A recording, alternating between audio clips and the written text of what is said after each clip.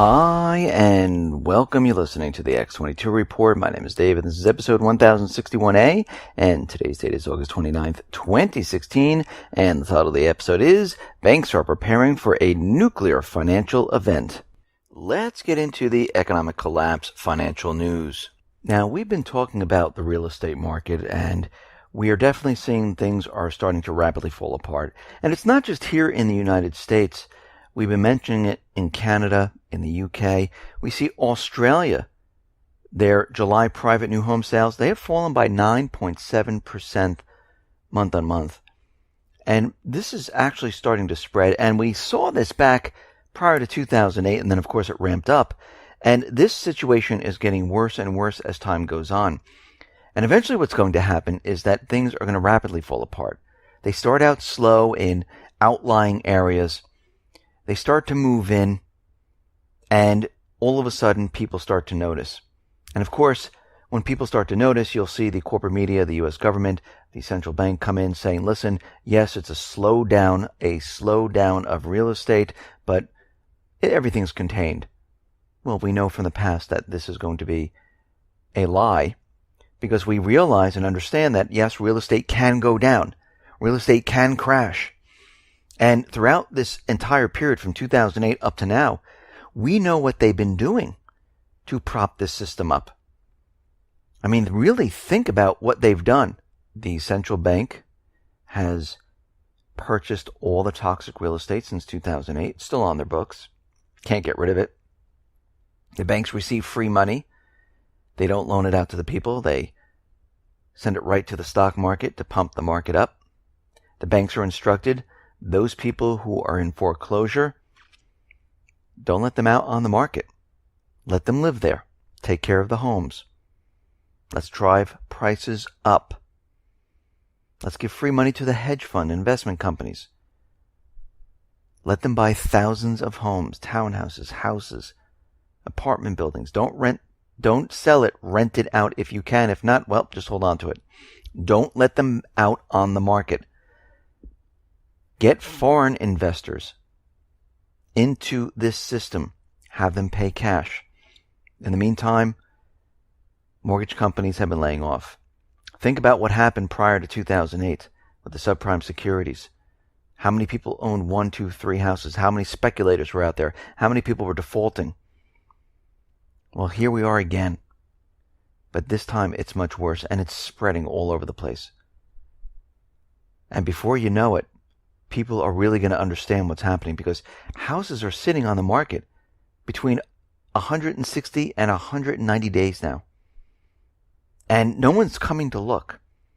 Now, is it happening in every single area exactly the same? No. But it's starting to spread, and spread quickly. And people are writing in saying, yes, it is in my area. I've noticed it. What a big change. Realtors are saying there's a bit of a change. Now, of course, they didn't understand this back in 2007, 2008, and they don't understand it today.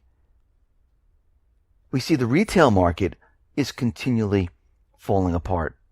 Aeropostale, they might be laying off 10,000 retail employees. The system cannot be sustained. Stores cannot stay open without people purchasing. And we see U.S. personal spending is declining. It is slowed once again. That's the term they like to use. It's slowing. Well, what's happening is people don't have the funds.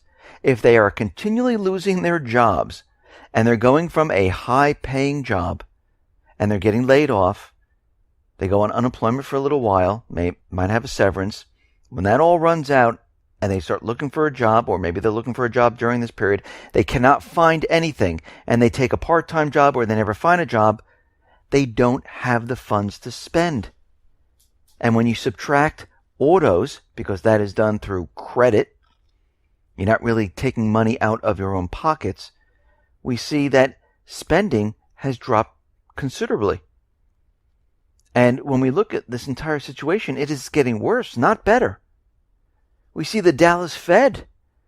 We know there was a dead cat bounce, and we're seeing many of the same thing happening throughout all the feds for manufacturing and things like that, where we're seeing this dead cat bounce back in June or July, and all of a sudden it comes to a screeching halt. We know there was a dead cat bounce for the Dallas Fed. They went from negative 18 to negative 1.3, but guess what? In August, it plunged back down to negative 6.2, and it's contracting for the 20th month in a row. Hope also tumbled from 18.4 to 7. And we're seeing inventories, new orders, they're all slowing. So the situation that we're looking at is not improving. It's actually getting worse. And as we continually watch this and track this and see this with our own eyes, we see how this economy is continually deteriorating. Just like those individuals in The Big Short watched the subprime crisis. They watched the housing market and said, okay, something's wrong here. The whole thing's falling apart, and we're watching it in real time. We're doing the same thing now with the economy. And believe me, you'll be better off knowing what is going on here to prepare for what is coming. We see that U.S. government, the central bankers, a Harvard professor, they are pushing a plan to abolish cash.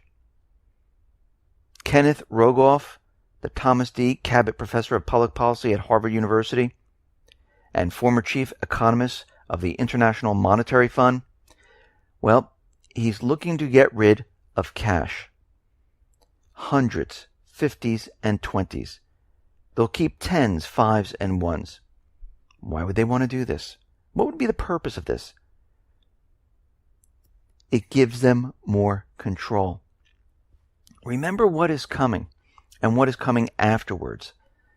They're preparing the public because when this system starts to implode on itself, people are going to try to get cash.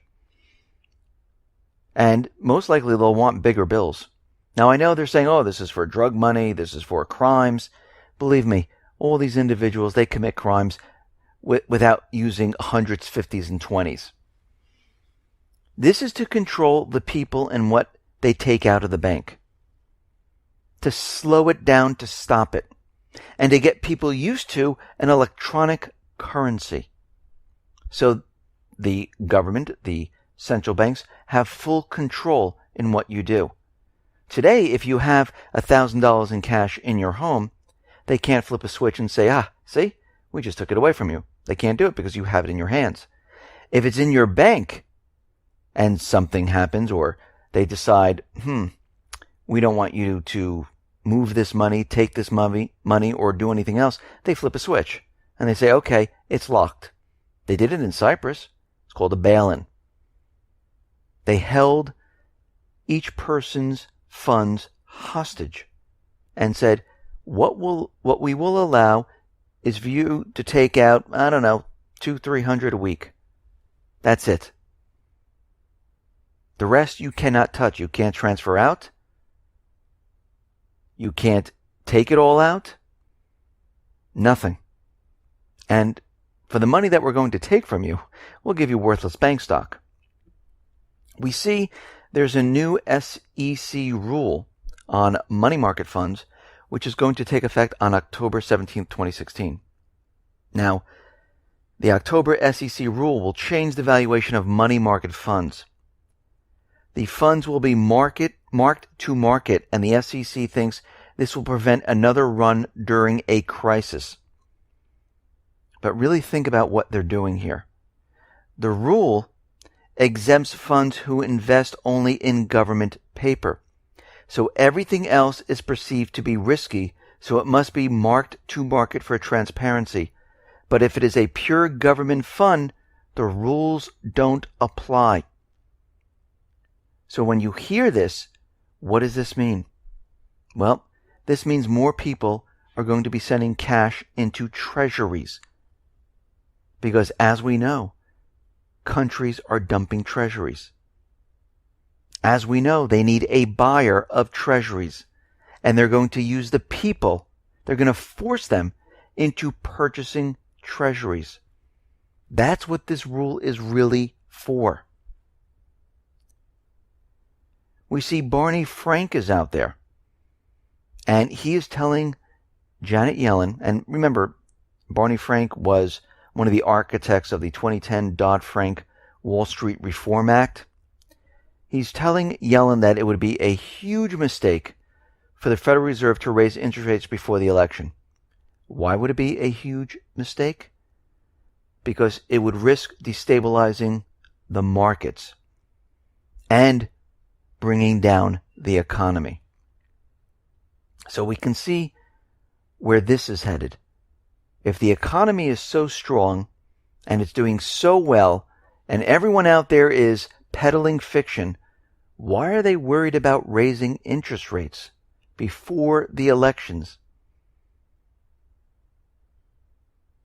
Because they know what would happen. It's never going to happen anyhow, but they know what would happen if they went ahead and they raised the interest rates. They know the entire system would fall apart. And that's why banks, major banks, they're preparing for a economic nuclear financial event. They see the chaos in the market. The European banks, they've been having a very rough time. They've been failing the stress tests. These banks are insolvent. We know that the central bank can continually create funds and prop up the banks. But they realize that this entire economic system, it is falling apart right now. And we see the Royal Bank of Scotland has warned its investors of a cataclysmic year. They sent ominous notes to clients, and they're predicting the worst case scenario. A nuclear financial event. And we can see right now, the Fed is out there already making plans for an economic crisis, an economic shock, where they're telling us they're going to be pumping in $4 trillion of newly created currency, just in case they're getting prepared for this. They've written a document about it. The major banks are telling clients that a nuclear financial crisis is headed our way. And by the way, the $4 trillion is more going to be like 15, 20 trillion when all is said and done, maybe even more. We know that's not even enough. Because they realize when this system comes down and the bond bubbles pop, the derivative market falls apart, just like the subprime security crisis, there'll be no stopping it. And they're just going to open the floodgates. And no one's going to tell them no. They're just going to do it. They won't wait for Congress. They won't wait for the president. They'll just do it on their own to prop up the banks. They'll do it to prop up the market. They'll do it to prop up everything except the people. And at that point, you will see the bail-ins. You will see your currency, my currency, completely disappear. It will be frozen in limbo. And we will be in this new financial crisis, something that we have never seen before. Something so bad that people won't even know what is happening. And this is why you need to get ready and prepared. Think about it. During The Big Short, that movie, during that period, those individuals, and there were many others, they were looking at everything, analyzing it, saying, hey, what the central bank is saying, it doesn't make sense. Because when we actually went out and we took a look around and we look at the delinquency rate, it's not what they're telling us. They're telling us a lie, and here's the truth. Well, this is what we're doing. We're looking at the truth, and we see what they're lying about. And yes, there were hundreds of millions of people that believed the lie. There's hundreds of millions of people today that believe the lie. There's a few that understand what's happening. There's a few that realize that this system is coming down, and we better get ready. Listen, everyone, thanks a lot for listening. Be well, be safe, and especially be prepared. Thanks a lot.